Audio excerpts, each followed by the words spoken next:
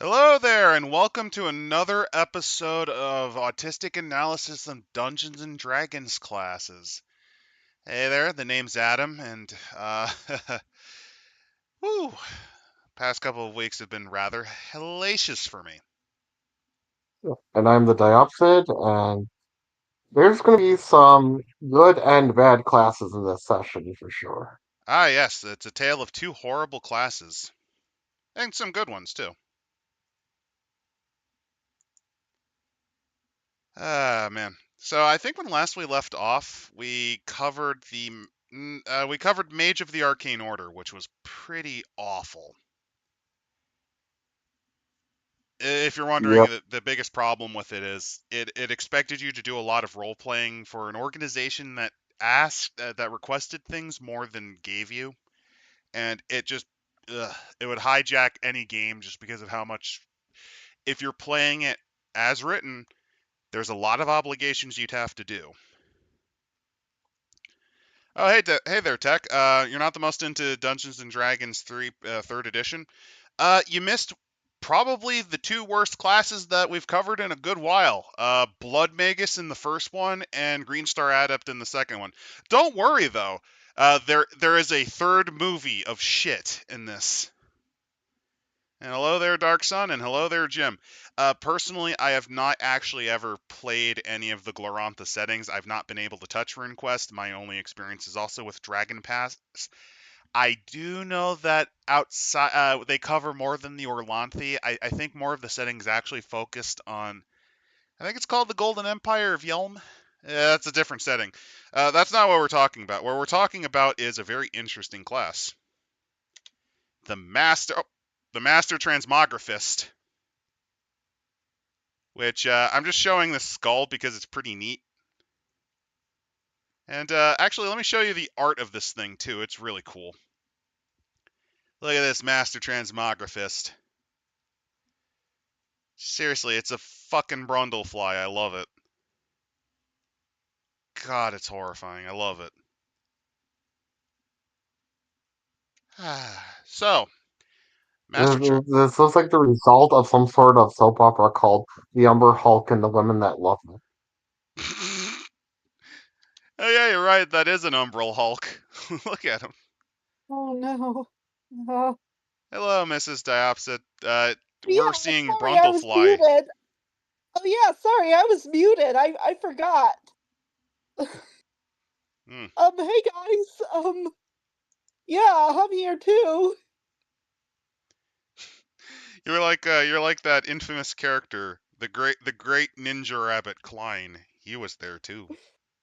Yeah, I'm there too. I was just muted this whole time and I didn't realize it. Hey guys.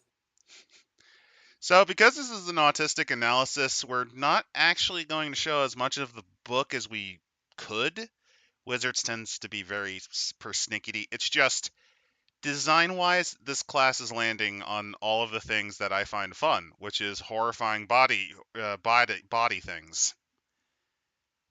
So, Unfortunately, oh, it's. it's shit. Oh no, Well, it's shit. Kind of. Oh, oh. It's kind of shit. So, why is it kind of shit? So, okay, they give you adaptation rolls. We're not covering that. We're just going to look at it raw at the moment. So it starts with a D4 hit die. Okay, that's fine. You need to have Bluff of 2 and Disguise of 5 for skills. You need Eschew Materials, which actually isn't that bad of a meta magic feat. It's not amazing, but it's fine. You need to be non-lawful, and you need to be able to cast Alter Self and Polymorph. So, not actually that hard to get into. So, why was it terrible? Well, I can tell you something. The chart says that you lose 4 caster levels. yep. Which hilariously gets you out of, like, the level 9 transmutation spell that completely trumps this class, Shape Change. Oh, Oh yeah, it no. does. That's a level 9 that you can't get anymore. Yeah. Usually Quality. I'm kind of noticing like, just losing like, level 9 spells and stuff is usually a kiss of death. It's a kiss of death if you're making an arcane caster or just casting in general. It's not Right. necessarily the kiss of death if it's more designed for a martial in mind. Like if it's Right. designed for a martial that dabbles in a bit of spell casting, it's not necessarily bad, but it's still dumb. Yeah. Especially since there's usually many alternatives where you can have your cake and eat it too for a Gish build. Like unironically, if you want to know how powerful shape change is, fuck it. I cast shape change to turn into a Hydra. Your argument's invalid. Yeah, shape change, unlike most other transmutation spells, allows you to also assume the supernatural abilities of the creature you transform into, which means, for example, you get the Hydra's regeneration. Yeah, to give you an idea, one of the very first high level Dungeons and Dragons campaigns I was in, one of our players actually specialized in shape changing. He wasn't well optimized, but he had the ability to do it, which allowed him to turn into some pretty nasty things. Hydras, not the bigger dragons, but still, if they felt like it, you could get the Aura of Fear and the Breath Weapon. I once played a high level arcane caster that got shape change, and there was a few dungeons where I spent the entire time transformed into a prism golem because I had I could just power float and just immune to like almost everything damage wise outside of the stuff like that was force based. Yeah, Prism Golems are kind of horse shit. Like, let's be fair, they're kind of horse shit. Yeah, they are. I mean, but it was uh, that type of game. We were like epic level, constantly fighting gods left and right. It's that type of thing. yeah, it's totally fine in that case. So, okay, this is already going to be pretty shit. So, what do they get? What do they give it that it's trying to benefit for? So, you get extended change and favored shape, both at the first level. Extended change allows you to gain extend a spell feat on any transmutation spell they cast to a change in one of their favorite shapes. Doesn't increase the spell's level or casting time, nor does it require special preparation, which that's not necessarily bad. Not horrible. Problem is, I think shape change transformation, like shape changing like that, that's only like a couple minutes. Yeah. No, they can actually last pretty long depending on the spell you pick. But the thing is that it seems to be this ability seems to only work on like the core transmutation spells. Oh, that's not good because yeah, alter self, polymorph, and polymorph any object. That stuff's nice. I Like I don't know said, why they bother listing shape change when you can't when outside of an epic level build, which we usually don't do in this theoretical builds. you don't You won't have understand access Diopsid. to. They cheated. They gave him extra caster levels while we weren't looking. He picked up two while we weren't looking. He transmogrified the chart so he could cheat. Actually, if it can do that, it instantly goes up in the tippy tier. But it doesn't, so it's poop.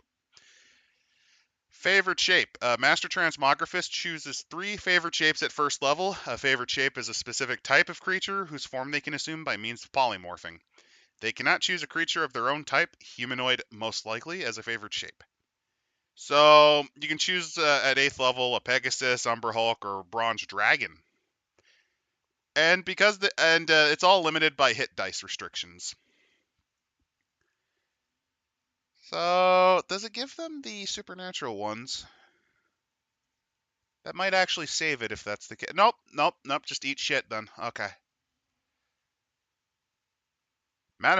Oh wait. Actually, let me just make sure because I wasn't reading it right. No, they don't specify if you get supernatural or any of their exceptional abilities. So no, just eat shit then. Manifest senses at second level. A master transmographist gains the senses of their favorite shape when they assume its forms. This gives you this. This does give you the extraordinary abilities, which, eh, Yeah, so in other words, congrats, you are now up to par with polymorph, which which is you would funny. already know. Which is funny because of uh. I mean, at third level, you gain a +2 competence bonus on all your attack rolls they make while in one of your shapes. Wow, and that's all for Uh, Probably starting in a class with 4 base attack bonus. and with poor hit dice. Yeah, even after taking the Prestige class. I know how to fix this Diopsid. Effortless change. At 4th level, a Master Transmogrphist learns how to change their form through a simple act of will. You can choose to apply the benefits of the Still and Silence feats to any transmutation spell you have to change into one of their favorite shapes. I mean, that's something. I mean, you can stack on both meta magics without increasing the spell's level. I mean, Yeah, that's but kind of okay. Not amazing though. not. I can't learn shape change despite being a transmutation specialist. Right. That is death knell. Let's see. Shape Changer. A Master Transmogrphist acquires the Shape Changer subtype at 5th level. They also gain the ability to remain in an assumed form indefinitely when they cast Alter Self. Okay. That's not amazing. It's kind of neat, but not really great. I would assume a partial caster might still be hurt by losing that many caster levels if they're the kind that relies past. Oh yeah, if you're playing like a paladin, if you lose any caster levels at all, that's a fucking dog shit class. Like paladins need it, rangers really need it. Don't do it. Well, if you're not gonna play a paladin build that specializes in spells, instead of just taking a prestige class and you lose catch levels, just take one of the handful of paladin variants that replaces your paladin spells with either bonus feats or spell-like abilities. Or I have a cooler idea. It's this thing. It's called the book. It's called the Book of Weeaboo Fighting Magic. Yeah, that. The Tome of Battle allows you to do all of the cool things, except if you play the ninja. That thing kind of sucks. There is a ninja-based class, and it is awful. Yeah, why do all the ninja classes suck? Oh, Do they because just Wizards hate? Do hates. they just hate weebs Well, it's just Wizards hates Japan, I guess. I don't know. or weebs maybe? I mean, I'd hate them. Yeah, that I do too. Just imagine them trying to deal with all of the fans trying to shove Sailor Moon into their horrible campaigns in the office. Just like Oh after the no. 18th tuxedo mask, they just eventually snap and it's like, okay, we're making all the Oriental classes terrible. I'm envisioning Monty Cook having like an emotional breakdown. Go through like a magical girl transformation sequence. like after like the 100th time, the druid has to go through like some magical girl transformation sequence and like describe it in minute detail. Oh no, I'm just envisioning them turning into monster girls, and it's awful. I'm I'm just imagining this rolling bearded on this ahead. bearded druid, like this super stereotypical, looks like Saruman pondering his orb, does the magical girl transformation, turns into a monster girl, except they still have the giant wizard beard because they happen to be a dwarf. Don't worry, the beard gives them bonus in diplomacy with dwarves. Yeah. Ah, God. Reflexive change at God. 7th level and higher. A master transmogrphist has the ability to change it to a favorite shape via a transmutation spell. Oh, wow. Oh, God. That's so amazing. This class is the highest. Can we move on to the next one? Oh, God, there's more. Sorry, there's only 2 other abilities, and neither of them are still worth losing shape change. Manifest quality. Yeah, They I'm kind gain all of the extraordinary special abilities, which they But already not did. supernatural. No, that was just the vision-based ones. Oh. They didn't even give you the supernaturals. Nope. Oh, But you know what you Christ. can do? As a capstone, you can just combine your 3 favorite forms into a just disgusting monstrosity and still not be able to get the supernatural abilities. But you don't understand, Diopsid. That sounds really fun because you turn into the worst thing ever made by a fucking human. And it makes the GM want to strangle you because, oh yeah, can I be 1/3 shark, 1/3 dinosaur, and 1/3 Hydra? And then they have to get. Oh, I mean, in the age of AI generative art, it's not as bad. But imagine doing that earlier. Like, what type of figure would you use? Or would the GM just say "fuck you" and throw a bottle cap at your face? The GM just hands him a cup of Play-Doh. So how do like thirds work with like genetics? Usually, how does that work? That's It's magic. I magic. I don't ain't gotta gonna explain explain shit. shit. Well, yeah, duh. So overall, this is a pretty terrible class. It has an interesting concept, but I mean, just because it's interesting doesn't mean I can't rate it any higher than garbage. Yeah, it's garbage. Yeah, like I know people are like wondering, but losing access to shape change is that big of a deal. Shape change is one of the best level 9 spells in the game. Okay, so to give you an idea, they mentioned you can become a young bronze dragon at level 8, right? With the Master Transmographist. Yep. At the capstone, they still don't give you the supernatural abilities, so you don't have their aura of dread. You don't even get their fucking breath weapon. Y- While if you use shape change, guess what you get? Guess what you get? Everything? You get to be the monster. You get all of the abilities, including the really neat ones. Yeah. Oh, yeah. So when you're defeated by just getting a level 9 spell at all, like to give you an idea, Mage of the fucking Arcane Order, that horrible class, that thing gets you shape change. What I'm trying to say is this is pretty bad. It's trying to pretend it's not. It actually kind of reminds me a bit of Dwarven Defender in that regard, where it kind of seems like it's pretty cool, but it's a trap. It's a trap. You've been tricked, and now you're stuck with. Actually, even if you do a one level, no, it fucks you even if you do a one level dip because your first level, your Well, well, first. well the thing is that most prestige classes get better if you don't go through the whole thing, but with the autistic analysis, we very long ago agreed that this is a theoretical build that utilizes all of the levels of a class. Oh no, I completely So it understand, seems kind but of cheating. no. But think about it like this, Diopsid. The first level fucks you out of a caster level. So even if you do the level dip, Yeah, what do you get? Extended change and that's it. Don't get yeah, me like right, wrong. yeah. There comes a point where by the time you get access to shape change, your class level is high enough that you really shouldn't have to worry about stuff like duration. Or even like that with most, like a lot of these transmutation spells, especially the non-core ones that this prestige class has no effect on whatsoever, can have some pretty decent durations without any meta magic bullshit. Uh, Apparently I've traumatized people with my druid magical girl transformation. How dare? Now you know how Monty Cook feels. I didn't need to think of dwarf traps.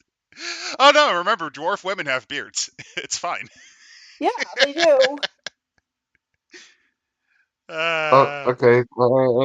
Anyway, we need to. Oh man, Mindbender. this sounds like a really weird sequel to Avatar: The Last Airbender. I was actually thinking it's the sequel to the hit game Mind Jack. That glorious game. Yeah. Oh, I mean the art. I mean I'll give the art credit. It looks pretty neat. I mean you lose some points because I think that's a gnome.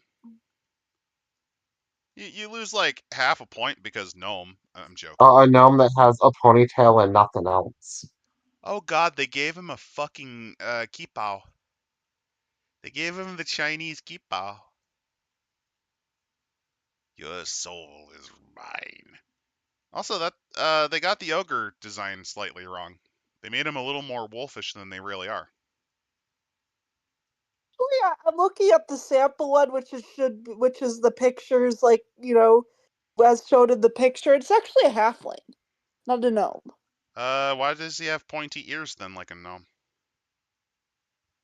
I I don't don't know, but know. Ask the it said, artist. like, when you look at the sample, like, Mindbender, like, thing, usually, which is what the picture's based off of, it says male halfling. Oh no, yeah, halfling. Yeah, halfling. Yeah, they got it wrong, because that's what gnomes. I mean, it could be worse. It could Oh, be like oh, that Kingdom of Calamar class that they just didn't even finish. Oh yeah. We'll have to take a look at that one of these days. yeah. Yeah, definitely. It's another To give unrateable you an one. idea, there's a second party setting called Kings of Calamar. That there was one book where their prestige classes, one of them was very obviously a first draft that was supposed to be cut from the final book. So they just left a very unfinished sketch of the class and then just an unfinished table and description and everything that took up a page of the book. I don't know much about Kingdom of Yeah, Calamar. I just know it has some very interesting and kind of racial splats you don't see too yeah, often. It actually has half yeah. dwarves and half gnomes, for example. Yeah, Mr. Diopsid and I looked at it like a couple years ago, and like it is a very interesting. It has some interesting stuff. Like some stuff, those there's also some pretty bad stuff there too. Like there's a Oh, that's the literal like case with every book. stripper. There's a stripper prestige class. I also think they have a half elf, half orc, if I remember right. I don't remember too well. It's been a while. But Mindbender. So, how does a Mindbender work? So, any non-good, you need Bluff of 4, Diplomacy 4, Intimidate 4, and Sense Motive 4. You need to also, the spells you need to be able to use Charm Person, use Charm Person as a spell-like ability, or use the Charm Invocation, and you need to be a 5th level caster, Arcane. What do you get? D4 hit die, which, hey, let's be fair, that is a caster stat. Oh, and yeah, as we mentioned, the horrible Transmogrifist gets poor BAB, base attack. And also the Mindbender gets poor base attack, but that's not surprising. Well, but the Oh, big thing though is, fuck. yeah, yeah, I was about to point that out. You should see it though. Ooh, you thought the Transmogrifist was bad. See, Transmogrifist still gave you six. I count them Oh six no. caster levels. This only gets you 5. Yeah. Oh no. Good, good, good. So as if you entered as a sorcerer, say goodbye to your level 8 spells too. Rip and piss won't be missed. Oh boy. Especially since I should point out that overall, the enchantment school is one of the weakest schools in 3.5 due to how many creatures that just completely no-sell enchantment spells. I mean, to be fair, a level 1 barbarian can punch its way through rage out of enchantment. Yeah, I mean, there's literally level 1 spells, some of which an entire swath of creatures gets as at-will defensive ability that just makes you immune to that stuff. Yeah, enchantments are awful. So what do we get? You get telepathy. Do you like telepathy?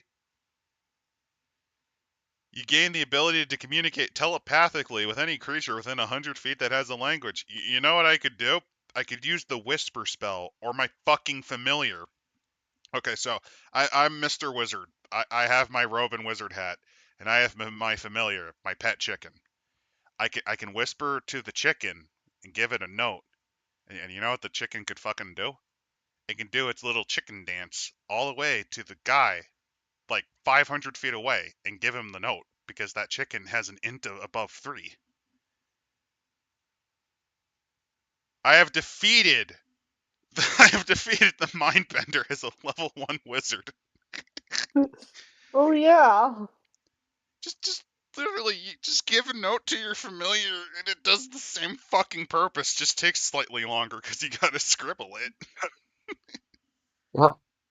At second level, it just gets half its class level added to those 4 skills and it ranks and enter the class. Oh, sorry, that almost made me puke. Sorry. Woo. Mm, This is like eating onion rings dipped in Mountain Dew. It's just a bad idea.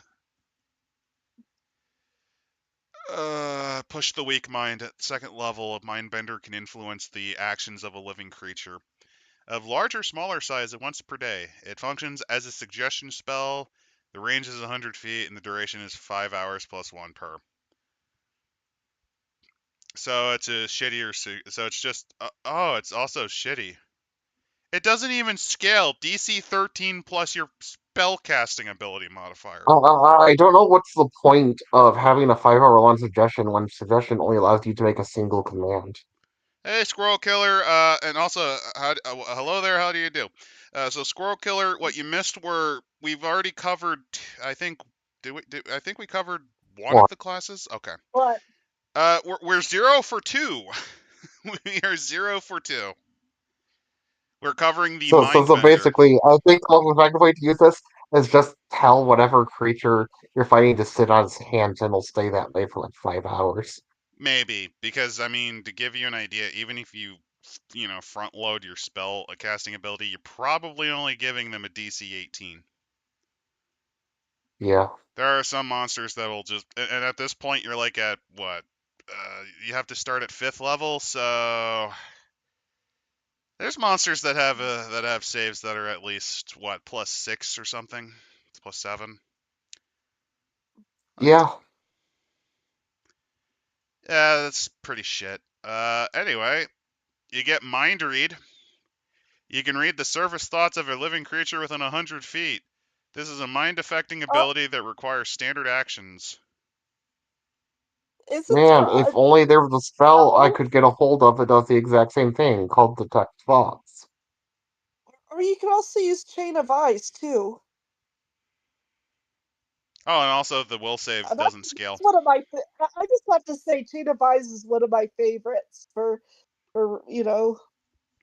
I know how to fix it though. How about DC 12 plus your casting stat that doesn't ever improve?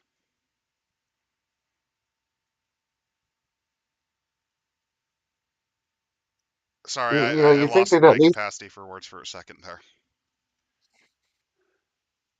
But yeah, there's a lot. I mean, there's most. I feel like most of this is like usually like you get spells like for all this stuff anyways. Like it's nothing really that special. What are you you see, talking about? the biggest thing they try to do to sell you on this is the next ability, which is Eternal Charm, where you can charm a single large or smaller creature indefinitely. Oh, that. Oh no. It's only one of them though. The thing is that I should point out that Charm Person, Charm Monster spells are a lot more limited than most people realize. Yeah, They I just know. merely think you Luckily, are a friend. They will still think your party members are enemies, and they will not attack people that used to be their allies. They'll just think you're among their allies. Yep. yeah, which is good. Also, they can So still people tell you can to fuck abuse off it. if you try to sabotage them. Yeah. Yeah, yeah. Luckily, that's which is good. So people can't like totally abuse it, which I know they will if they could. If they could. Yeah, they can do up to 3 creatures at 8th level and 4 creatures at 10th. Yeah. Also, it's Which still I should point out, as far as there's a usually the idea of having minions was usually nicknamed like minion mancy for obvious reasons, but as far as minimancy goes, this is definitely on the much weaker end due to the limitations of what you can actually do with them. do you think okay, here's the thing. This is such bad minion mancy. Shane's legendary necromancer. Because you know what you could do. Well, one thing about his necromancer is shitty 1 HD skeletons can never say no, thank you. I don't want to do that I right mean, now. his shitty 1 HD skeletons can carry all your stuff. Like that Yeah, alone. Yeah. I'm trying to say that a necromancer who spends a half hour moving skeletons with 8 hit points to fight a Hydra, like they spending an hour doing tactical skill transmissions and then watching as they get fucking bodied in one move. Uh, okay, I guess it also gets increase the cast level using enchantment spells to a maximum of 4 at 10th level. So you see, so while you still lack the level 9, or if you're a spontaneous character, level 8 spells, I guess you can still use your shitty lower level spells at almost the same caster level as you would have otherwise. But not until you complete the class, of course. Before then, no. I like how you lose level 8 spells, enchantment spells. Yeah. I mean, level 8 Oh yeah, at enchantment 7th spells are level, shit, but still. you can turn one charm into a dominate. Oh. No, like this might sound really good, but it only lasts 24 hours, which means you can't really have a forever slave because eventually they're gonna roll that 20 and they're gonna be very angry with you. Well, that's what the Oh. capstone is. So I can't have a Oh forever yeah, slave. You I guess can. you can have That's the one for capstone. Oh so no. literally 10 levels and losing 5 caster levels, access to a bunch of spells. For there's so many better ways to go about this. In terms, again, if you basically want a forever slave, there's so many less janky ways to do so as an arcane caster. Especially since one of your options is to literally play the little mudslinger creator, and just you can enslave your brother for life as your familiar. Oh yeah, to give you an idea, there's a reptilian humanoid race called Mudraker that is both a playable race and is one of the familiar options because they're tiny size. So So you can be a muckraker wizard with your brother as your familiar. I mean, that's a great way to make a forever slave at that point. Yeah. Look, I'm trying to say that this is shit. And the hits don't stop. Oh, hell yeah! We're at my favorite class in this book. I love this class. It's Oh. so good. Oh, It's so good.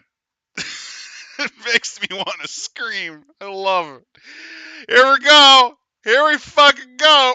It's the Seeker of the Song. Oh, a Oh Scroll Killer, yeah. hey, the answer is 5 caster levels, but no, we're at Seeker of the Song. This is my favorite class because it is the, mm, mm, mm, Bards are my favorite class. And this fucking destroys it. Yep. hey kids, do you like bards? Do you want to get a class meant for bards that makes you worse at being one? Not just worse, but like every human way possible. Oh, baby, let's get into this trash fire. Ah, yeah. Ah, yeah. Here we go. So, again, Seeker of the Song. Their hit die are D6s because, again, Bard. Look at those skill ranks needed. So, to destroy to completely fucking destroy your Yep, character. Oh, God. I'm just sorry, destroy guys. your bard, no survivors. I love this class so much. I'm sorry. I'm so happy we're finally revealing this one. You need to Well, knowledge arcana 13 ranks. Perform yeah, you need to 13 be minimum moves. level 10 before you can even take this class. So Oh you have no. Yeah. to give you an idea, the amount of prep time to destroy your character for this. Same energy as the psionic fucking You sandwich. you have to literally be preparing this for this moment for months Months, Well, maybe even with right, years. practice. to give a little bit of background, the Psionic Sandwich is an infamous 3.5 build during a contest of how to make the single most worthless 20 level build for a character. Where basically, via a lot of psionic crap, you basically are a scion, level 20 scion that transfers your mind into a sandwich. The sandwich does not have your psionic powers, and you will eventually rot or get eaten. There, that's it. You don't get anything in return. You just left like a brain dead husk behind, and you're now a sandwich. Are you at least But you need taste? to specifically make some very particular options over a 20 level build before at level 20 you can finally reach your dream of being a sandwich. Are you at least a tasty sandwich? No, you're cold cut. You're like Wonder Bread with You're Kraft single. yeah, or like that really cheap bologna. That really like cheap bologna and like that like plastic American cheese. Oh god. But anyways, this is the bard equivalent of it, only that it pretends to not be a joke. So again, you need to be level 10 minimum. You need skill focus perform any one, which is in my opinion a waste of a fucking feat, but whatever. Special bardic music ability and special. You must have been exposed to the primal music by hearing enough. This is like a fucking mind virus. This is a brain virus. So, like you see one of these four souls, and you're like, man, I want to be just like him. It's a mimetic virus that destroys you. This is exactly like that one episode of Dexter's Lab with the song. That like that like contagious song that kept like that like was that like Dee Dee I sang to can't. I'll Dexter be and honest. then I didn't grow Dexter up with sang it. Cartoon Network, so Like it was like, "Hello, baby, it's you and me." Do, do, do, do, do. And then they okay. just kept like singing. They kept like saying, having conversations in that tune. I hope I'm not insane, for remembering that. I mean, the only thing I mostly remember in terms of mimetic virus is when Dexter tried to subconsciously learned French and it got caught on the record skip, so all he learned That's was omelet another with one cheese. too. That's another one too. I'm gonna let to do from Mars. Yeah. Which actually is wrong. Dexter got it wrong because it's omelette au fromage, not Well, doux. anyways, I know we're trying to avoid talking about this dumpster fire, but No, Yeah, no. This I really, yeah. much like the empire, much like the Holy Roman Emperor, by grace of God, Charles V von Habsburg, with his chin the size of a fucking skyscraper. You have to build up. That's how bad this thing is. So, Seeker of the Song. I'm actually. This is so bad. I'm going to show you why. Okay. Well, you see this chart? I'm going to show this chart. You see something missing? Hmm. What's missing? Oh, is it all of your caster levels? Uh, Seeker music? You mean there's just music and special, but no spells. Yup. There's just music. Music Yup. isn't spells. Oh, boy, here we go. So, Yeah. Rapture of the Song. A seeker of the song is so in tune with the power of the primal music of the Funkadelics, they gain special insight, physical fortitude, and resistance to magic while in the throes of her song. A seeker gains a +2 insight bonus to armor class whenever they use their bardic music ability, seeker music, or similar ability. And at 4th level or higher, they also gain a +2 insight bonus on saving throws, which, you know what I could do? It's called Inspire Goddamn Courage! yeah. Also, it's And not it like doesn't stack!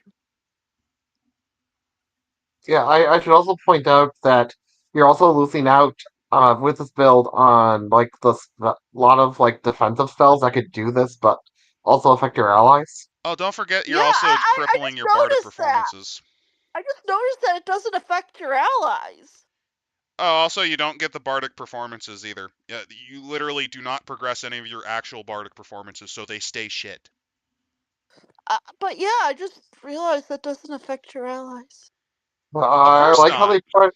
I look how they put a class without any casting advancement into a book called Complete Arcane. Well, I say, we have a bard whose entire concept is to improve the abilities of others.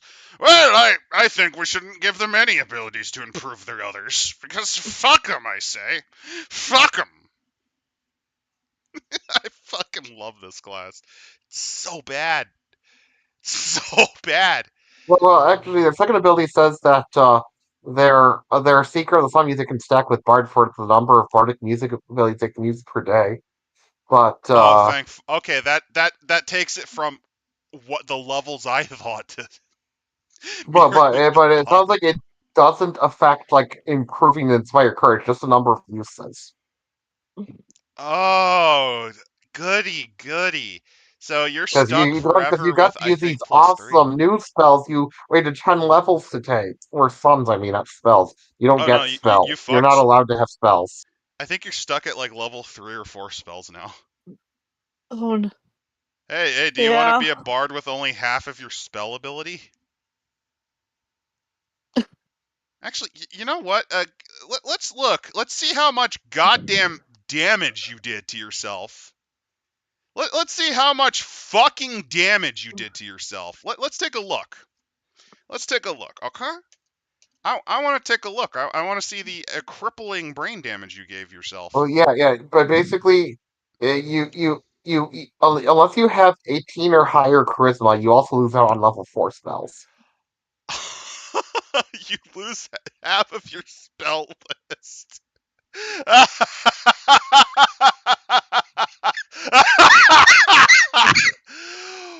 Woo!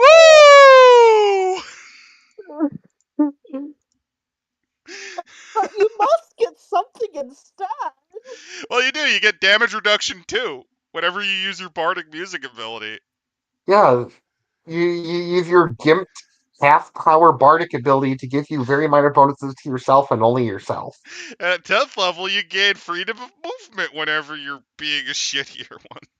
Man, if only if instead I could like use freedom of the spell freedom of movement by getting level 4 spells instead.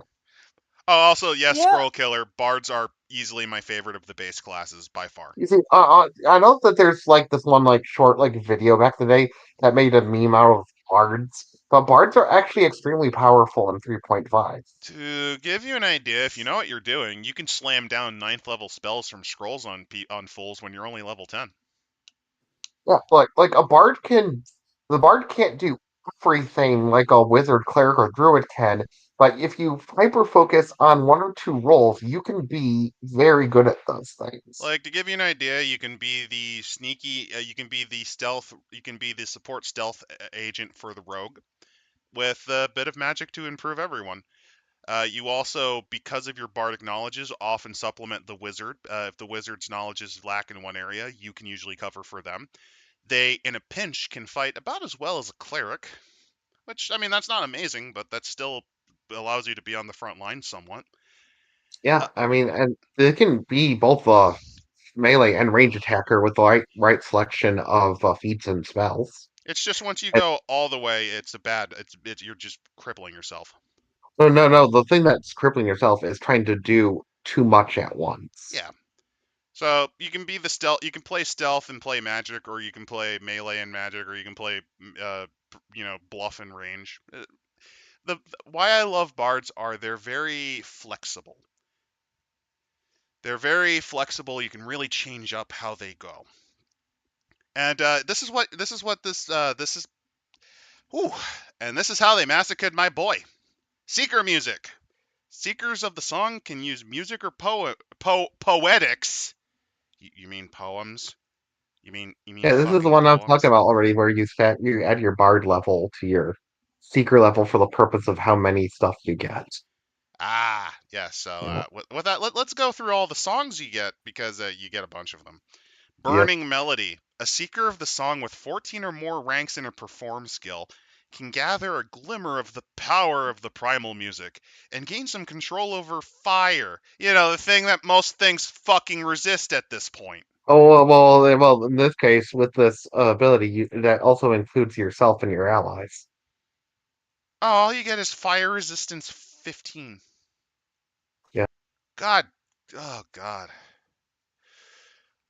Oh, man. Mm-mm. They also use reframe. That's another thing you can do. When you use the reframe, which I believe is the second turn, Yes, this thing has a wind up. You have to do more than one goddamn turn. Oh You shoot a 30 no. foot cone that deals 66 fire damage. At level 11. I was doing more damage as a barbarian at level 8. To give you an idea, most damage spells scale as 1d6 per level, so 66 at this level is worthless. Pull. It's complete pull. The Song of Unmaking. At second level and higher, with 15 ranks, you can turn a fragment of the primal blah blah blah blah. You expend the use of a bardic music and make a perform check to deal 1d8 points of damage per seeker level, not bard level, seeker level. So you're only doing 2d8 to all constructs within the 30 fucking That's situational as hell. Yeah. situational 2d8. You can What fucking are do you more on? What are damage you as a on, bard Rob? by Well, hitting it them. X's out at 10d8, but still, the fact it only affects constructs, which Like constructs? Like where are you, Robot Pirate Island? What are Like but, you but where in are that one you of on what are Robot you in one of Pirate Adam's Island? campaigns where you mostly fight oozes, constructs, and fucking undead? Yeah. but it only works on constructs, not the oozes or undead. Yeah. Ah, At that point, Yeah. you just lay on the ground and let the ooze take you. Yeah, which is like, and even if you're on Robot Pirate Island, it only affects the robots and not the pirates. okay, let's see. Dirge of Frozen Loss. How does this work? You gain power over cold energy. Uh, you gain resistance to cold 15, and it is exactly. Oh no, it does 10d6 points of cold damage. Man, if only there was a level 4 spell a level 2 spell that bards can get that deals like uh A up gajillion to times more. well yeah, there's a level 2 bard spell called Ice Darts that deals so slightly less cold damage with a level 2 spell slot. I want to have a seizure on the floor. I mean, You can tell why I love this class, right? This, in my opinion, I think this is the class I can't say I hate it the most because of the Blood Magus. That one's more offensive to me, just from a writing point of view. Oh god, that's hard. This or Blood Magus. We'll get to it. There's more. Song of okay. Life. By the way, each and every one of these, they emphasize you have to constantly scale up your perform. Well, Which, that's like that with normal bardic music too. yeah, but it's kind of annoying, and it's pretty stupid given that you probably should be improving it to max anyway. So, okay, Song of Life. While they sing this song, she and all of her allies within 30 feet who can hear them gain immunity to poison and disease. I wish I had cure disease. Oh, wait, they already got that? Oh. Oh. Man, it's almost as if at this point stuff like poison disease is almost a non-issue for most characters Well, or party. what's the refrain do? When she uses the refrain with her Dirge of Frozen Loss, the Seeker can make a perform check to heal a living creature of an amount of hit point damage equal to the check result. So you only can heal up to their check result. Oh That's no. pretty shit for this level. Oh Oh god. yeah. I'm And like, it's I love that. variable. And I love that picture of like what the seeker of the song is like. I just love her orgasm face. Oh, oh yeah, I showed this earlier, but yeah, no, that is ecstasy at realizing that this is the player enjoying the horrified reaction of their other members in the gaming group as they destroyed their character by playing this. It's just like, Yeah. oh yeah, I'm alone on the It's party like now. this is just the reaction to the endorphins of like the pain of playing this character. Oh man. Seriously, if I was stuck playing a Seeker of the Song, I'd be like, okay, can you have my character explode into a puddle of gore? Please, I don't want to play this anymore. Can I play the Marshal instead? Yeah. Do we even need to go over the next two songs? They're literally the same as the fire and ice ones, but with electricity. That's it. It's What? They're not that creative. Holy shit. so they made a 10 level class, but could only come up with like 3 spells. Yeah, like none of them are Oh, really yeah, only creative. that this one, unlike the previous two, this isn't an AoE, it's a ray touch attack for a single creature. Oh, good, it's the worst version of a spell. Because you can miss that shit. Yeah, there's Hymn of Spell Death. You mean him of dead character. And basically, in return for giving yourself the effect of spell death, you can make it harder for opposing casters to cast their own spells. They don't even explain what it does in the first one. Oh, if the concentration check fails, it's just so it's a Oh shittier counter yeah. song. It's a shittier counter song. Yeah. Sorry, I think I actually felt one of my blood vessels in my brain trying to go down I, to my I just lungs. I just looked I and like how the refrain is that like you get dispel magic, but you know what you would have gotten had you still kept your spells? Greater dispel magic. Yeah, I mean, you also lost all your 4th level spells unless you had 18 charisma. Yeah, Ballad of Ebony. Ballad of and Agony. I mean, No, that's it's just basically. acid. It's the same. It's the same. I It's hate the them. same thing. This one is a 60-foot ray instead of a 20-foot ray. I hate them so much. Ah, God, the aria of everywhere. You can pull the power of move short. Oh, cool! You get Dimension Door. You know what else would have given you Dimension Door? Your level 4 spells. yeah. I think one of my eyes is trying to Well, escape. but look, and he has the caveat that you also cannot bring other creatures with you, unlike Dimension Door. Right. I am so tempted to just seize on the ground. Wait, we're back on Song Death. Oh, God, what does this do? She and all allies within 30 feet can hear again. Resist. Fuck you. Now it's sound damage. Go fuck yourself.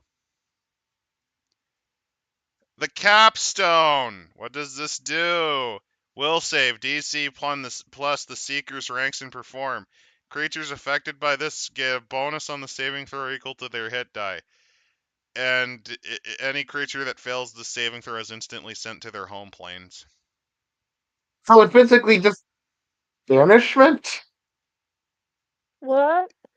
Yeah, you get banishment, a shittier version of banishment as your Yeah. capstone. I just found out. Like if you Oh, yeah. I guess that's like, well, you can combine two types of bardic music or secret music together. yeah, but like if you try to take any other prestige class, you can't go back to Seeker of the Song. But why would you? Why would you go back? Like Why would you you know start to begin with? seriously, That's the real question. you just know like I think that's actually a good thing. Like if you made a mistake and like you realize why did I But take you know, such you can a honestly just use the retraining rules from Player's Handbook 2 to get rid of the levels altogether. That's true, but like, why would you want to go back to it? If you know, I just thought that was amusing, like that like caveat in there. You know what's even Like, funnier? I'm just envisioning you retrain your bard levels out of into seeker levels. So you're a bard 1, seeker 10. Oh God. This is true namer. this This is is true true namer. namer. Yeah. You can kind of tell why I was very much looking forward to this one.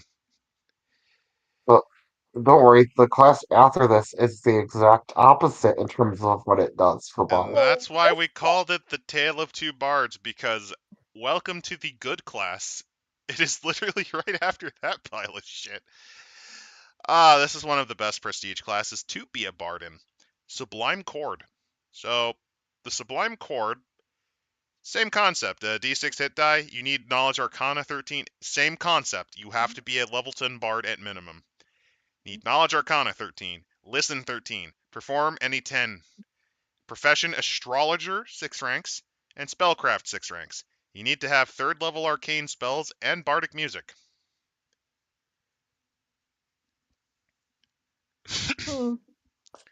Because This character does the seem. person who played the Seeker of the Song is either mentally challenged or that much of an ass. Yeah. Yeah, though Now, I I will should point say, out the biggest thing about Sublime Chord is that, like I said, it's the reverse of Seeker and Song. That instead of losing spells, you instead get a brand new spell pool that has level 4 through 9 spells. With the Which fourth, yeah, the bards fourth only through get fifth up to spell level levels, 6.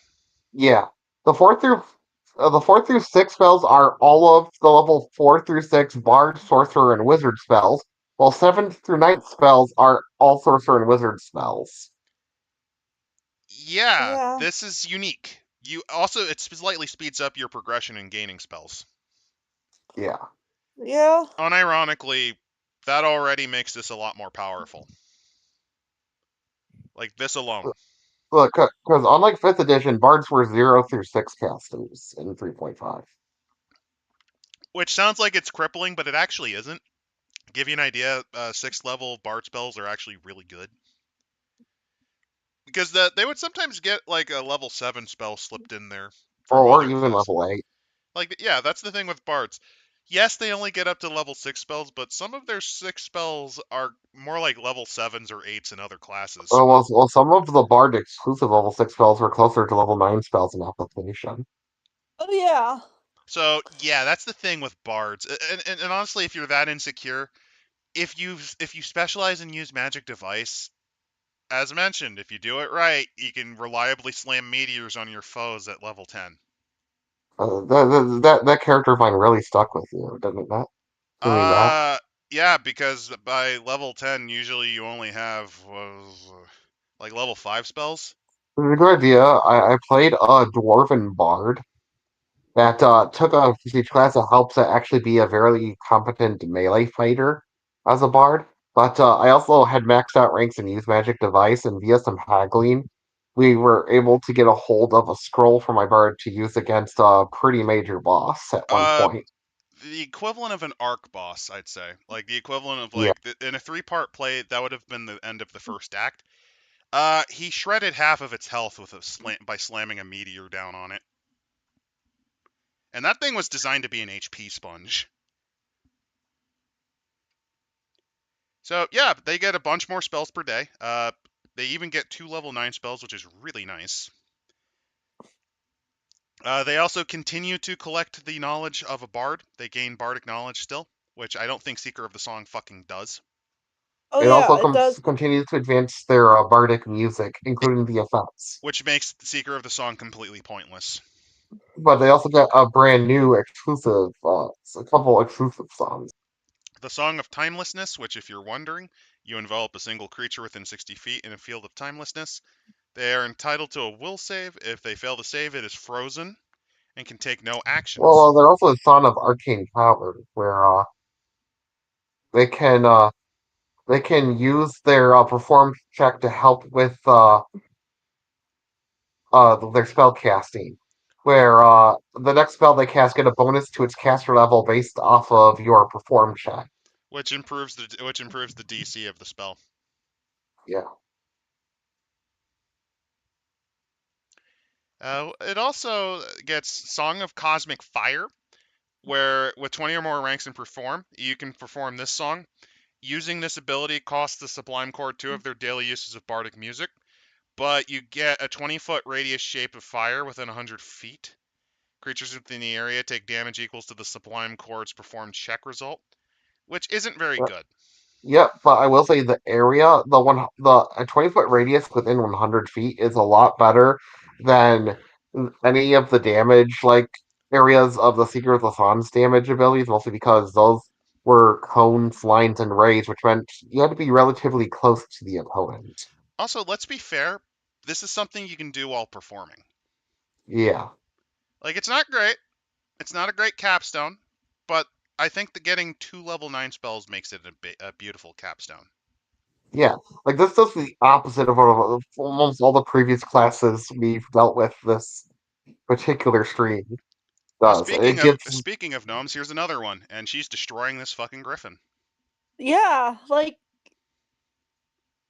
She looks yeah, like a potato, but I mean, this is a far more impressive bit of art, despite the yeah. This deformities. is yeah, like it's amazing. Just because I should point out that I guess you're wondering for any spells that appear on both the Bard spell list Oh, and the Wizard Sorcerer list, you get to choose the Bard version of the spell, which means, for example, Otto's Irresistible Dance is still a level 6 spell like a Bard instead of a level 8 spell like a Wizard Sorcerer. so you get to just select your favorite spells from 7th to 9th. It's not a big collection, but still, it's really nice. it is, and like there's nothing to lose. Uh, Literally, there's like you lose a few skill points, and there's some Yeah, really weird but skill like derivatives. But not, what you get out of it is so much like worth the effort that I mean, it's. I guess I should say nothing like super important to lose. This is what I mean. would you rate this Tippy? I mean, for what a bard no. is. At the end of the day, it's a prestige class that allows a bard to pretend to be a sorcerer, which I Oh, wouldn't consider like tippy level, but it is by far one of the Amazing, best prestige classes for bard. amazing. yeah, Yeah. it's a very high amazing. Oh yeah, this thing. This is an interesting one. So I'm going to show off the art because I like it. I do like the look. Unfortunately, it is a Faerun specific thing, if I recall. This Oh, is from, yeah, it's from Faerun, I'm pretty sure. The Sul Arcanamak. And the reason I think this is an interesting one, besides the art, it kind of tells you what it was supposed to be. This was supposed to be essentially a cheap Gish build. Like this is a class. This is an arcane casting class that's meant for marshals to take instead of like advancing pre-existing like spell casting abilities. Instead, has its own unique spell pool of level 1 through 5 spells. Yeah, this is basically pre-made Gish. That's the best way to describe it. So let's see what you need to get. You need a base attack bonus of +6, concentration 4, jump 4, spellcraft 5, and tumble 4. Spellcraft 5 is the thing that you're going to eat most of your skill points on. You need combat casting and Let's Iron face Will. it, most arcane spellcasters would like spellcraft for lots of different reasons. Yeah. Like, if you're going into Sul Arcanamak, you kind of have to. So let's see. You also need to speak Ancient Suloi, because again, this is fucking Forgotten Realms, so there's But requirements but for it. but but actually, this is yeah. But and special must be proficient with at least 4 martial or exotic weapons. So yeah, you want to be a marshal starting one. You also have to have read the Grimoire Arcanamaka or study a willing instructor. I mean the thing that studying off some learns is the very strict and very specific requirements for this class. Yeah, that's the yeah, negative. A GM, this is just in terms of specialization. You could probably get away with this being an order of warriors that all you have to do is just learn the basics from them, like Yeah, marshal. yeah, but at the same time, trying to get those 5 spellcraft rings for most martial classes is just pain, It's a or even pain, concentration. but let's see what we get. It's not like, let's be fair, it's not but this was an early attempt to allow you to make a very cheap Gish build. Yeah, yep. Oh, this I is will say, Greyhawk, sir. Sorry, Zen. I'm not very familiar with. I uh, basically ignore most settings, so apparently this is Greyhawk. I apologize. I will say that in the long run of things, this class was completely displaced by the Duskblade by from Player's Handbook 2 in Yep. terms of function, where It's it is a base class, a level 1 through 20 class that also has level 1 through 5 spells, but is much more well designed to be a martial that channels its spells through its sword. But yeah, apologies to that Zen gunman. It's just in my experience, if they mention languages specifically, I usually think it's going to be a Faerun thing. Okay, the Sul are an ethno-linguistic group of the humans on Oarth. Unfortunately, I don't usually pal around. I usually don't pal around in official settings. I think it's a little more fun to craft my own. So no, mea culpa, mea culpa. I got it on the wrong setting. This is Oarth, not Faerun. Apologies. So what do we get? So spells per day. They have the ability to cast a small number of spells. What are their spells? They ignore spell failure chance. Their ability to merge spellcrafting and swordplay reduces the arcane spell failure. The reduction I starts will at 5%. Well, I will say their spell list is pretty beefy because they have access to any wizard sorcerer spells of the abjuration, divination, illusion, and transmutation schools. It's probably because it's specifically for Greyhawk, and while they were transitioning away from that setting, sorry, like I said, when I think 3.5, I don't usually think of Greyhawk. I usually think because they do Forgotten Realms much more.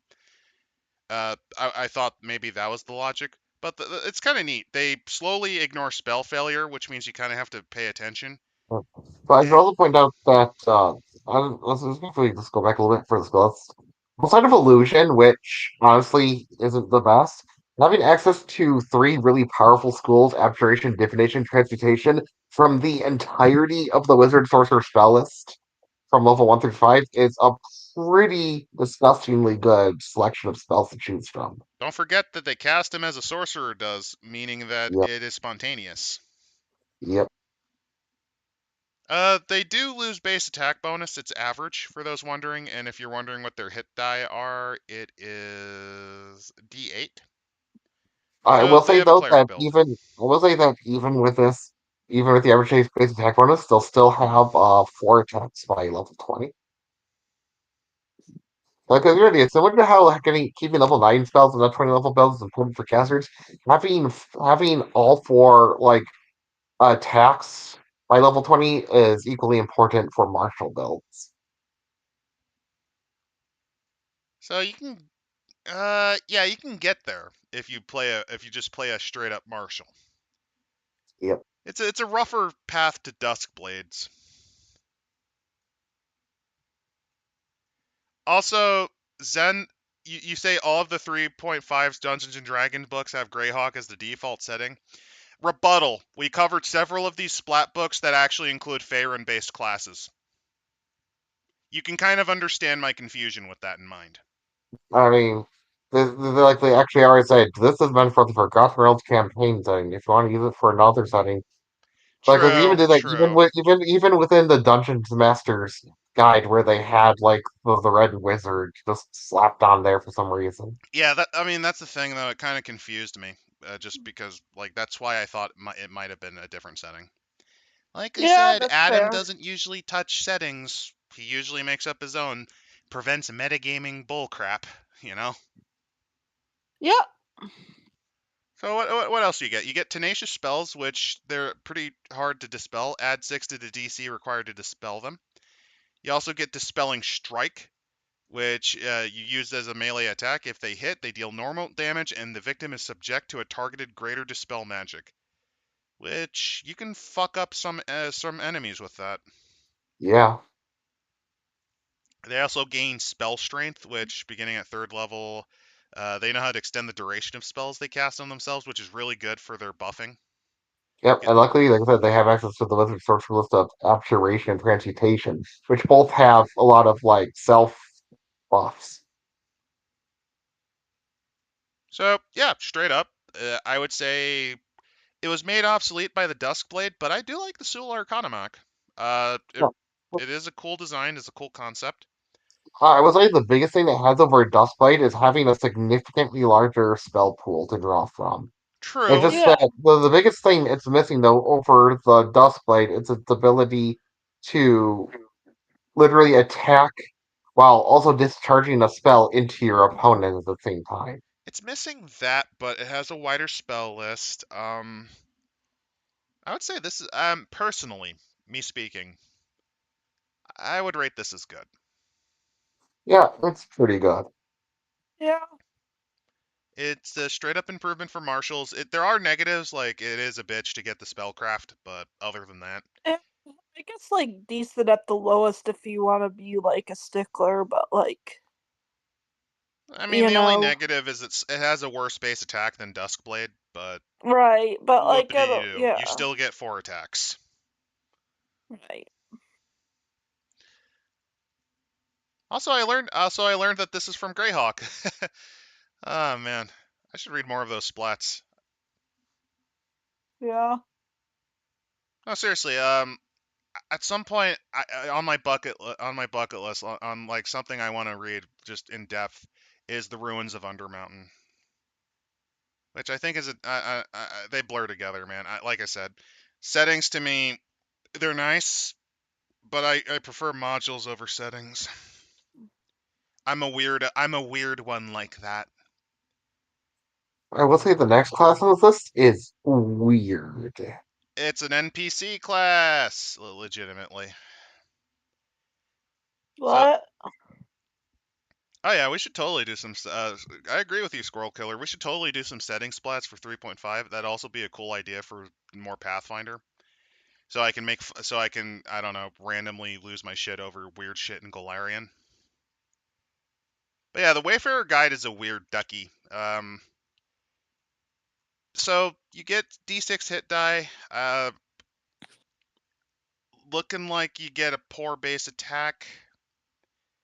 It's only 3 levels, which is really weird, and it's all specialized on teleportation. Because you need knowledge arcana and knowledge geography and be able to cast teleport. And you must be part of the Wayfarers Union. Basically your professional teleporter to get people to destinations. Okay. Which, hey, since we learned about this, this is also in Oarth. We should pull up Pathfinder I in can point 5e out and that give better I know rules. this is meant mostly for the idea of being able to find like the local like wizards guild and hiring like one of these to teleport you to your next destination.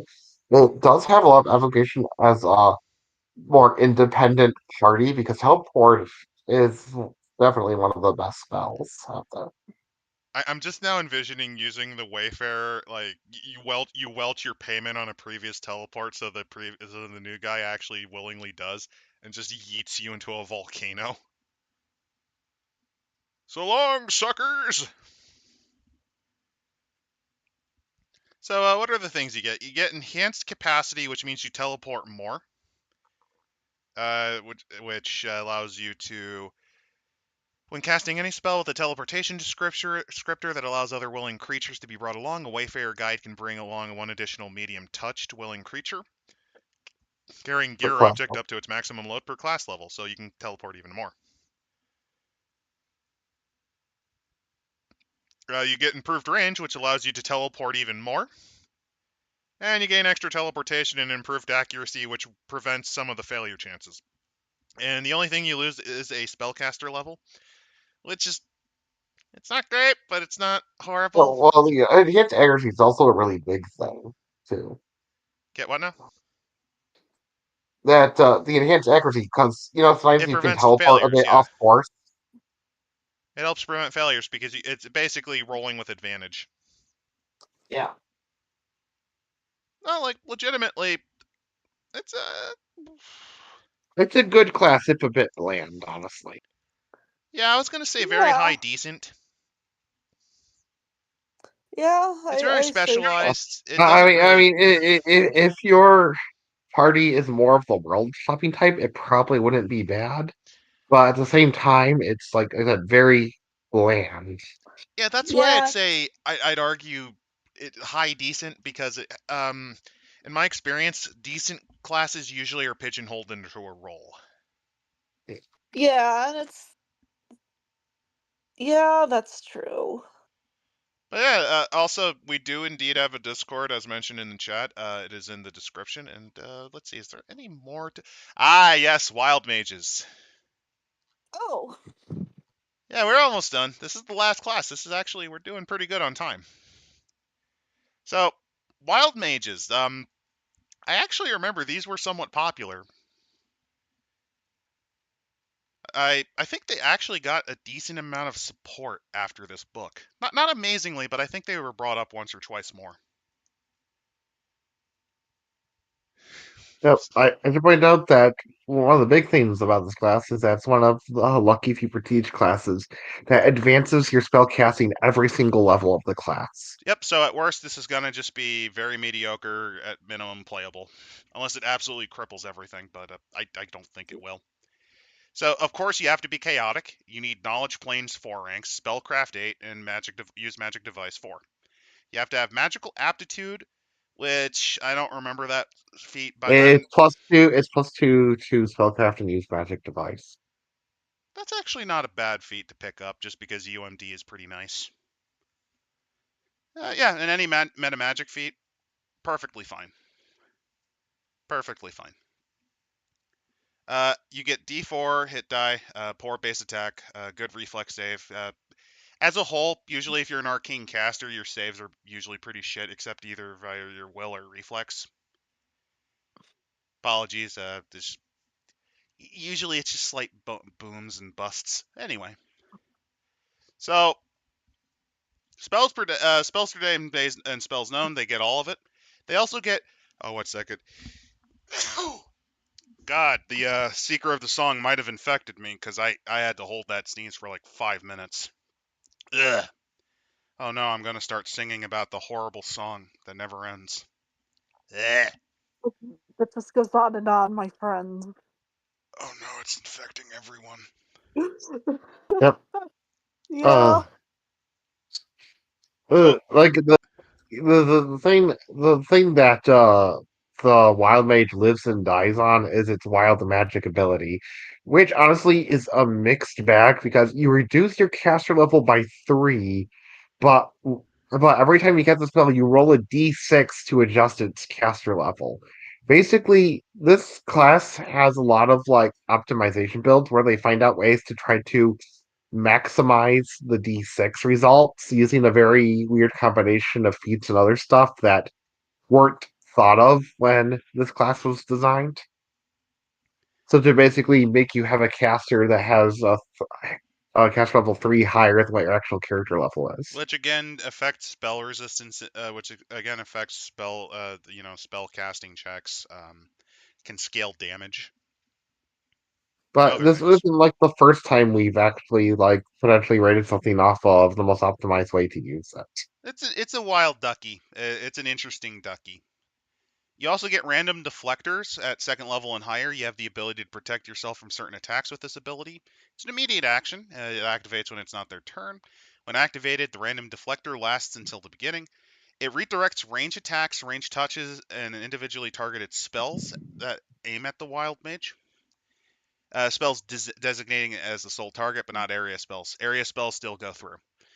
They instead attack or affect a random target within 20 feet, which includes themselves and their allies.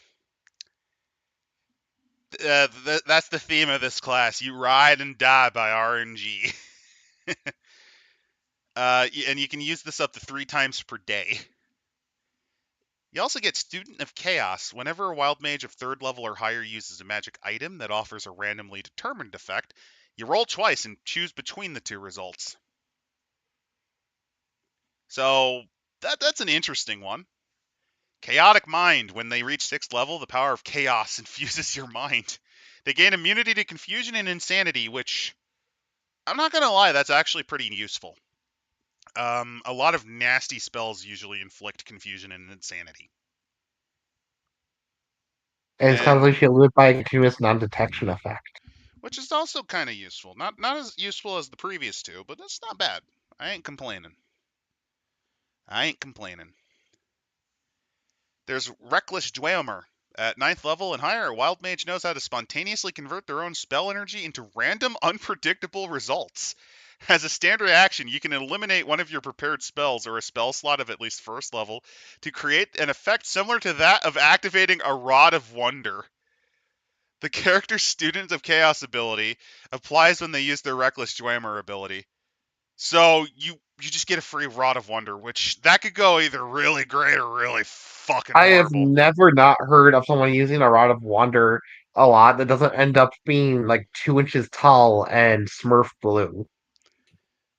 Because those are actual effects that can happen where your height permanently decreases and your skin turns blue. Let's be fair. Rod of Wonders are fun though. Yeah, but look at that. Yeah, It's like everything evolves into crab, everything transforms into Smurf when Rod of Wonder is involved. And at 10th yeah, level, you gain Wild Strike. What does Wild Strike do? It randomly affects a single creature. Colors for 2d6 rounds. Spell resistance apply, but the target receives no saving throw.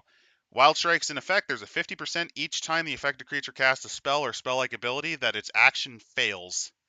Instead, they get the Rod of Wonder effect.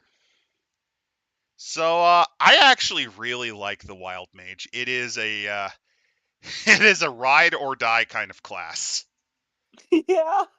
Like Like, Is that people like to combine this class with lots of effects that help make your dice a no, bit that more that that loaded? ruins the effect in my opinion. This thing Yeah, reminds me of if you've ever played Advance Wars, it reminds me of Flak. It reminds me of Flak from Black Hole's army, where the whole thing is you're kind of a little bit shittier than your normal mages because your caster level fluctuates so bad. You know that spell that does like 5d6 consistent damage at your level? Sometimes it does only 4 or 3d6, sometimes it does up to 7d6. I don't know. Why don't you roll the dice, baby, and see what you fucking get?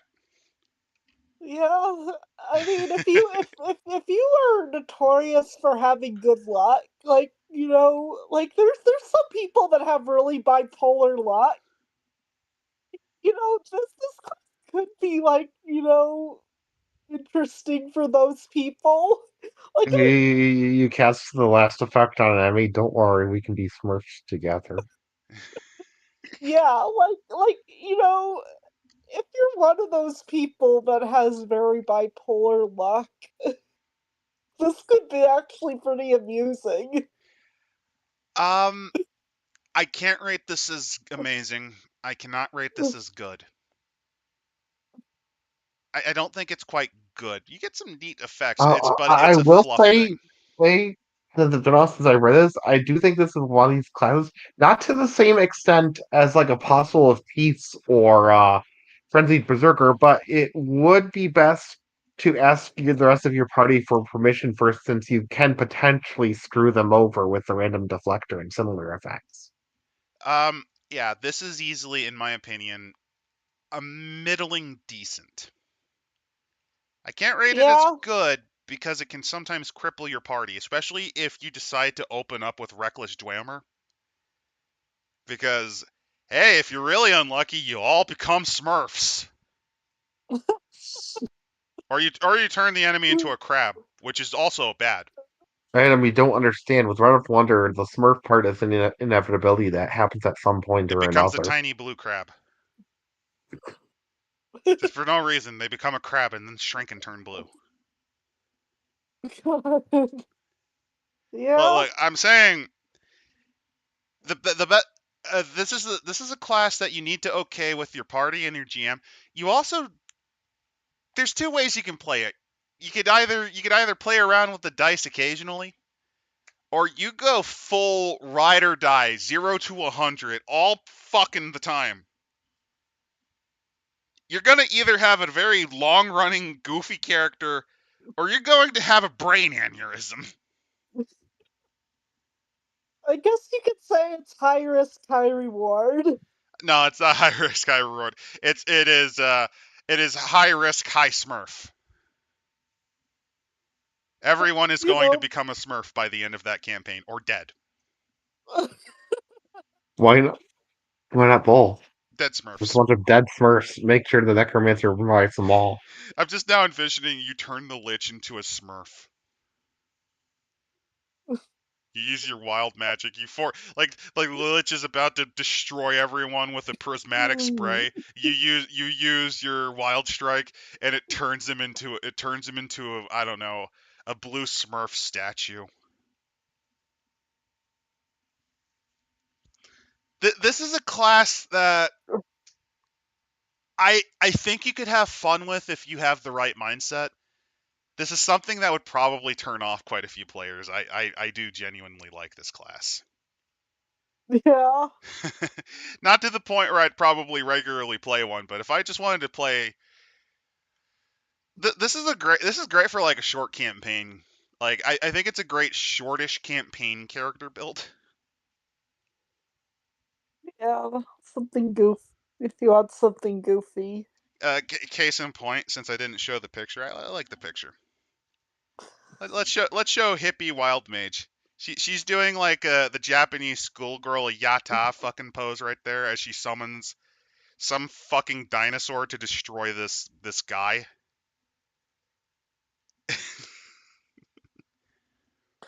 And then she turns him into a Smurf. Everything becomes a Smurf. The dinosaur, her, the guy. I'm just now envisioning the Thanos I am inevitable, but it's a wild mage turning everyone into Smurfs. Smurf. Smurfs are Yeah. inevitable, says the wild mage. Does like the fucking Thanos snap and everyone turns into Smurfs somehow. Yeah. And then you have the wild mage actually get surprised, like, wow, that fucking worked the first time. I actually expected half of us to turn into balloon animals or something really stupid. Balloon animals. Wild mages are fun. Yeah. Definitely. It's better written than 5e Wild Magic Sorcerer simply because it doesn't require the GM to remember to punish you with your subclass. It does require the player to remember that their caster level is permanently -3, though. Which, again, it usually mostly factors into spellcasting DC, spellcasting DC's concentration. It also mostly deals with, like, effects for spells. But, yeah, that's all the classes from Complete Arcane. Yeah. What to think of this book? I Well, mean, hmm. on the one hand, this had a lot of stinkers. I think all three sections had like some of the worst. Oh yeah, Yeah, but unfortunately, it did have a lot of the text from its table shenanigans that the Complete Divine did that saved so many classes. Oh no, they were consistent in this one, to the detriment of many classes. yeah. Though there were Every some I really there were some I really liked, like Initiate of the Sevenfold Veils. I definitely like that because I like rainbows. the Effigy Master, Oh Initiate of yeah, the Effigy Sevenfold Master Veil, is great. I will say School Argent Orc. Savant is also good for being, a force specialist. Oh yeah, Argent Savant's really good. Again, also the Sual Arcanamak, it definitely deserved being in there. But Even though I was a he who brain and got the setting wrong. Alienist is also not is all was also pretty good too. Alienist is fun. If you Yeah, it's like your pretty Cthulhu, fun. it's fun. Yeah, it's pretty fun. And Fate Fate Spinner Spinner's can not also bad be either. yeah, because, re-rolls are so hard to come by in 3.5 that oh having a yeah, class that specializes in it is pretty great. Fate Spinner's pretty good. Then of course, Sublime Chord. It's, Chef's Kiss, like, like the best part. If you're allowed to take any bard related prestige class for your bard, if you want to do anything at all regarding like arcane casting over anything else, Sublime Chord is the option. One that we kind of slept on a little bit is Geometer, and again, Wayfarer Guide. They're very situational, but they're kind of neat. Geometer, Yeah. remember, gives you a divine spell that you almost never get. Actually, it Yep. gives you two of It, them. it also allows you to save like a lot of room in your spell book. And it also allows you to do some interesting trap setups in the event that you have to defend things. Yep. Which, if you're a perfectly paranoid arcane caster, like I've usually played arcane casters as anyone in this group can attest to, that setting stuff up to screw people over is pretty important. Yeah, The Look, problem you're is this also has Blood Magus. No, Green Star Adept is fun. yeah. Green Star Adept is like, your death is so awful, but it's It's hilarious. yeah, endearingly it's bad. definitely so bad. It's it's hilarious. Seeker of the Song is just poison. Oh yeah, that's like that's Well, like it's I almost find it boring. ironic that because these classes are listed in alphabetical order, that it comes right before Sublime Chord, which It's almost comical because of that. Yeah, like Seeker of the Song is like boring bad. Like the spells just are what just spells? are bland. Well, I mean the music. Especially since half of them were just Well, we do the the spell music. damage and that do the Like, spell damage. You know what else could have done that? like Actual freaking spells. exactly. There's no smells. Yep, Green Star Adept. Eat the green crack rock, turn into green crack rock, murder other people for green crack rock. Yeah. I mean, Oh, oh, compare that to the Still Arcanamac because they're both supposed to be fighting builds. that reminds me of that really old like educational short from the 50s, Brain Fever. It's like the Secret of the Sun asked Spelly the spell sprite to wish all spells away. No spells. Yeah. For Seeker of the Song, I'm just envisioning them trying to sell Vegemite, like the horrifying Vegemite cult ads of Australia. Like if you ever want a weird deep dive, just watch some of the advertisements on Australian TV for Vegemite from like decades ago. It's creepy. It's like listening to a cult trying to justify why you need to sacrifice your firstborn Well, child, the then Moloch. of course, then of course, Enlightened Fist. That was shit. That was just like It's sad awful. too because it's sad because Sacred Fist actually was good. Yeah, but Enlightened Fist was just like a But lot of monk classes. It just doesn't do anything to improve monk. I mean, I'll give fifth edition this, especially since I'd say fifth edition is actually pretty okay. I mean, there's a lot of faults with it, especially once you get out of the first third of the like. Once you get past level 8, it becomes a trash fire. But besides that, it does a pretty good job balancing. Not to the degree fourth edition is, but fourth edition kind of killed the spirit of D&D in my opinion. Yeah, it's like Dungeons and Dragons in name only. Basically, it's World of Warcraft, the tabletop game. Well, I mean, it's just the benefits it does is it does make sure that everything is relatively balanced. The negatives are, um, they kind of accidentally made Chainmail 2.0. Yeah. And not in a good way for those of you who actually like chainmail. Oh, also, unironically, next week we will be covering Coyote and Crow. Oh Oh yeah. boy, I need to put on my water moccasins, my moccasins, and get in a little powwow circle. Yeah. And Yeah. Mr. Diopsid's gonna gonna like the idea, I am participate. actually a citizen of one of the First Nations, like not joking. So I will be Like I will be the token engine for covering this book. Fun fact, the Diopsid is actually so native that his children would actually be considered part of the tribe. I And think I should point out, I should point out that my tribe is also not one that has really loose prerequisites. Oh no, they're strict. I think they have. I think it's what is it, maternal great grandparents at minimum? Uh, Not uh, maternal, like great grandparents in general. yeah, like like the one cutoff six. is 1/16. Yeah. So yeah, it's gonna be interesting to see because the creator, who by the way is from California, never grew up on a reservation. Just heads up. Who also claims to be from the Cherokee tribe, which is the tribe most often used by people who want to hide their actual black ancestor or white ancestor if they're black. Or just I will lie. put Or that just lie also for out. the oppression The points. only reason I'll say it for there is a lot of Cherokee blood in the U.S., but it's mostly because the Cherokee were like massive, like I guess let's be honest. Well, also remember they're so low on their selection effort. There have been entire families that were accepted because they married into a Cherokee without actually having their blood. Yeah. I'm not kidding. Several times that has happened. Their standards are that fucking low. We're talking. You can call yourself a part of the tribe if you have like what is it, one out of 256 or something nuts like that. Well, anyways, before we go, because I mentioned this in the Discord, but as a true engine, I give all of you in this chat permission to use the Wendigos. I give you the Wendigo pass.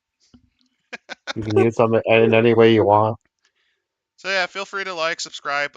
We have a Discord as well. Just feel free to drop on in. Uh, we talk about quite a bit of things, so have fun over there. Have an excellent night, everyone.